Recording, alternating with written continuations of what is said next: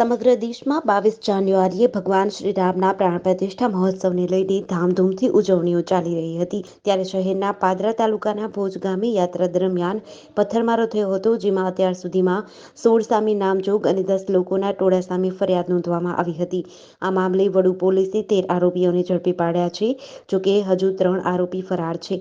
LCB અને એસઓજીની સહિતની એજન્સીઓ દ્વારા આરોપીઓની શોધખોળ શરૂ કરવામાં આવી છે. આ બનાવ અંગે વડુ પોલીસ મથકમાં ફરિયાદ નોંધવામાં આવી હતી, જેમાં પૂર્વ આયોજિત કાવતરાના ભાગરૂપે ગત 18 તારીખે હિન્દુઓના ઝંડા કાઢી નાખ્યા હતા અને ગઈકાલે સાંજના સમયે ભોજ ગામે નીકળેલી શ્રીરામ ભગવાનની શોભાયાત્રામાં વિવાદ ઊભો કરવાના બહાને અને હત્યા કરવાના ઈરાદે નગીના મસ્જિદ સામેથી પસાર થતી વખતે વિધર્મીઓનું ટોળું એક સંપ થઈ આવી ગયું હતું અને મારી નાખવાની ધમકીઓ આપી હતી અને બીભત્સ ગાળો પણ આપી હતી.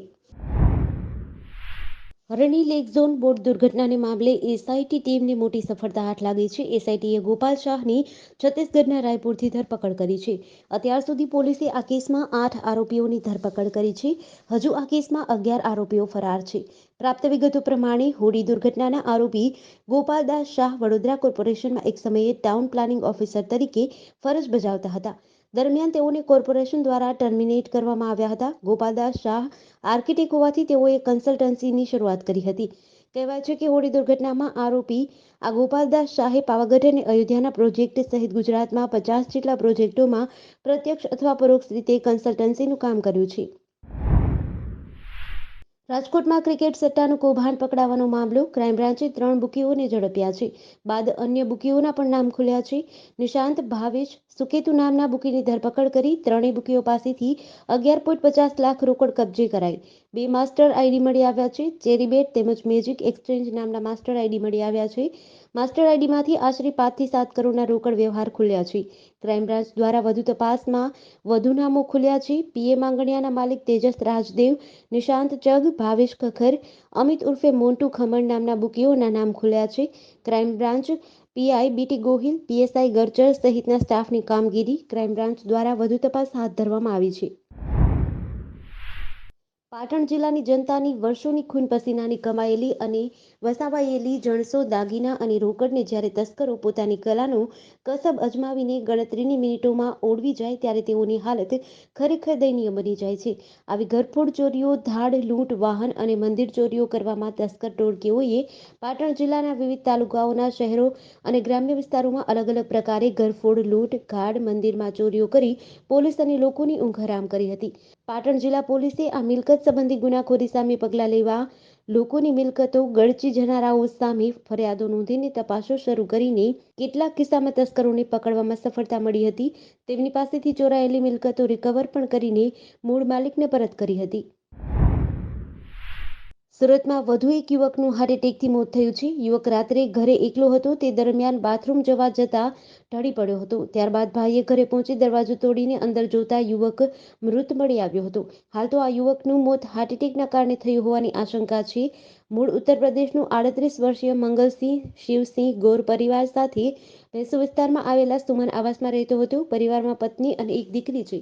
મંગલસિંહ પાન સેન્ટર ચલાવીને પરિવારનું ગુજરાન ચલાવી રહ્યો હતો. હાલ તેની પત્ની અને દીકરી વતનમાં છે. વેરાવળ શહેરમાં વિદેશી દારૂ જેવું બનાવટી પ્રવાહી ભરી નશાખોરો અને નશાના વેપાર સાથે સંકળાયેલા ઇસમો સાથે છેતરપિંડી કરતા ભેજાબાજને ગીર સોમનાથ એસઓજીએ શંકાસ્પદ પ્રવાહી ભરેલા 151 વિદેશી દારૂની બોટલના મુદ્દામાલ સાથે ઝડપીને કાયદેસરની કાર્યવાહી હાથ ધરી છે.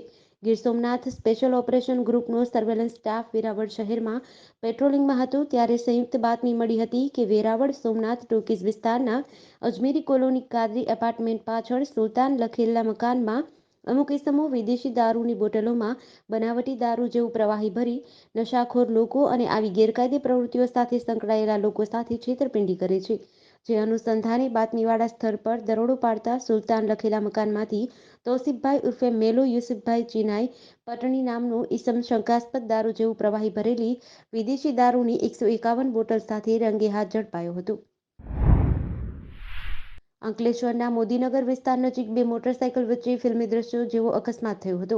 એક બાઇક સવાર રસ્તો ક્રોસ કરતા સામેથી આવી રહેલા બાઇક ચાલકે ધડાકાભેર અકસ્માત સર્જ્યો હતો અને બંને બાઇકમાં સવાર લોકો 15 ફૂટ હવામાં ફંગોળાયા હતા. ઘટનાને પગલે બંને મોટરસાયકલ ઉપર સવાર 4 લોકોને ગંભીર ઇજાઓ પહોંચી હતી. આ અકસ્માતના સીસીટીવી સામે આવ્યા છે. શહેરના વસ્તુ પૂજ્ય રેસીડેન્સીમાં રહેતા પપ્પુ માંગીલાલ સુથાર પોતાના પરિવાર સાથે રહે છે. તેઓ અને પત્ની સુમિત્રા સુથાર અને તેમનો પુત્ર નમન સાથે 22મી જાન્યુઆરીના શહેરમાં નીકળેલી ભગવાન શ્રી રામની શોભાયાત્રા જોઈને 9 વાગ્યાના અરસામાં ઘરે પરત આવતા તેઓ વળાંક લઈ રહ્યા હતા. આ સમયે એક એફઝેડ મોટરસાયકલ ચાલક સામેથી પૂરપાટ આવી વળાંક લઈ રહેલા પપ્પુભાઈની મોટરસાયકલ સાથે અથડાવી હતી, જેમાં તેઓ હવામાં ફંગોળાઈ ગયા હતા અને બંને બાઇક પર સવાર 5 લોકો માર્ગ પર પટકાયા હતા. અમેરિકામાં આ વર્ષે યોજાનારી રાષ્ટ્રપતિની ચૂંટણી પહેલા રિપબ્લિકન અને ડેમોક્રેટિક પાર્ટીઓની ઉમેદવારી માટે ચૂંટણી ચાલી રહી છે. આ દરમિયાન બુધવારે સવારે રિપબ્લિકન પાર્ટીના ભૂતપૂર્વ રાષ્ટ્રપતિ ડોનાલ્ડ ટ્રમ્પે ન્યૂ હેમ્પશાયર રાજ્યની ચૂંટણી જીતી લીધી છે. ચૂંટણી પરિણામો સામે આવ્યા બાદ નિકી હેલીએ કહ્યું, જો ટ્રમ્પ રિપબ્લિકન પાર્ટી તરફથી રાષ્ટ્રપતિ પદના ઉમેદવાર તરીકે ચૂંટાય છે તો ગઈ વખતની જેમ બાઇડન ચૂંટણી જીતશે. જોકે 81 વર્ષના બાઇડન તેમનો 5 વર્ષનો કાર્યકાળ પૂરો કરી શકશે નહીં અને આખરે કમલા હેરિસ રાષ્ટ્રપતિ બનશે. ન્યૂયોર્ક ટાઈમ્સ અનુસાર તેમને 55.4% વોટ મળ્યા, જ્યારે ભારતીય મૂળની નિકી હેલીને 42% વોટ મળ્યા. બીજી તરફ ન્યૂ હેમ્પશાયરમાં ડેમોક્રેટિક પાર્ટી તરફથી જો બાઇડન જીત્યા છે. તેમને 66.8% મત મળ્યા. બીજા ક્રમે આવેલા ડીન ફિલિપ્સને માત્ર 20% વોટ મળ્યા. સુરેન્દ્રનગર વઢવાણના ભોગાવો નદી બ્રિજ ઉપર વિદેશી પંખીઓનો અનોખો જમાવડો જામે છે, જેમાં સફેદ કલરના વિદેશી પક્ષીઓ ચણ ખાવા માટે બ્રિજ ઉપર આવે છે, જેના લીધે સુરેન્દ્રનગર લીંબડી રોડને જોડતા ભોગાવો નદી બ્રિજ ઉપર વિદેશી પક્ષીઓનો જમાવડો જામે છે. વઢવાણના ભોગાવો નદીના પટમાં જાત જાતના વિદેશી પક્ષીઓ ઉતરી આવે છે. હાલમાં શિયાળો બરાબરનો જામ્યો છે, ત્યારે આ પક્ષીઓ સવારના પહોરમાં અહીં મહાલવા આવી જાય છે. આ બ્રિજ ઉપર પણ ટ્રાફિક ધમધમે છે, છતાં પણ પક્ષીઓ ડર વગર બ્રિજની પેરાફીટ ઉપર આવી જાય છે અને આ પક્ષીઓના ઝુંડને જોવા લોકો થંભી જાય છે. જેમાં સ્થાનિકોનું કહેવું છે કે જો આ ભોગાવો નદીને ચોખ્ખી કરી અને ગંદુ પાણી હટાવી બાવળો દૂર કરી અને સઘન સફાઈ તંત્ર દ્વારા કરવામાં આવે તો આ સ્થળ અને ભોગાવો નદી રળિયામણી બની જાય એમ છે. અયોધ્યામાં રામલલ્લાની પ્રાણ પ્રતિષ્ઠા પછી આજે બીજો દિવસ છે. મંગળવારે ભક્તોની ભારે ભીડ બેકાબૂ થયા પછી આજે કડક સુરક્ષા જાળવવામાં આવી છે. આરએએફના જવાન મંદિરની બહાર ઊભા છે અને એનાઉન્સમેન્ટ કરીને ભક્તોની ભીડને મેનેજ કરવામાં આવી રહી છે. બીજી બાજુ બુધવારે રામલલ્લાના શૃંગારની તસવીર સામે આવી છે, જેમાં રામલલ્લા લીલા રંગના વાઘામાં શોભે છે. તેમણે સોનાનો મુકુટ ધારણ કર્યો છે. ભક્તોની ભીડને જોઈને આજથી રામલલ્લા 15 કલાક દર્શન આપશે. સવારે 7 વાગ્યાથી રાત્રે 10 વાગ્યા સુધી, બપોરે 12 વાગ્યે ભગવાનને ભોગ અને આરતી માટે મંદિરના કપાટ 15 મિનિટ જ બંધ રહેશે. મંગળવારે ભારે ભીડના કારણે અંદર બેરિકેડ્સ રાખવામાં આવ્યા છે, જેથી ભક્ત લાઇનમાં અંદર જાય.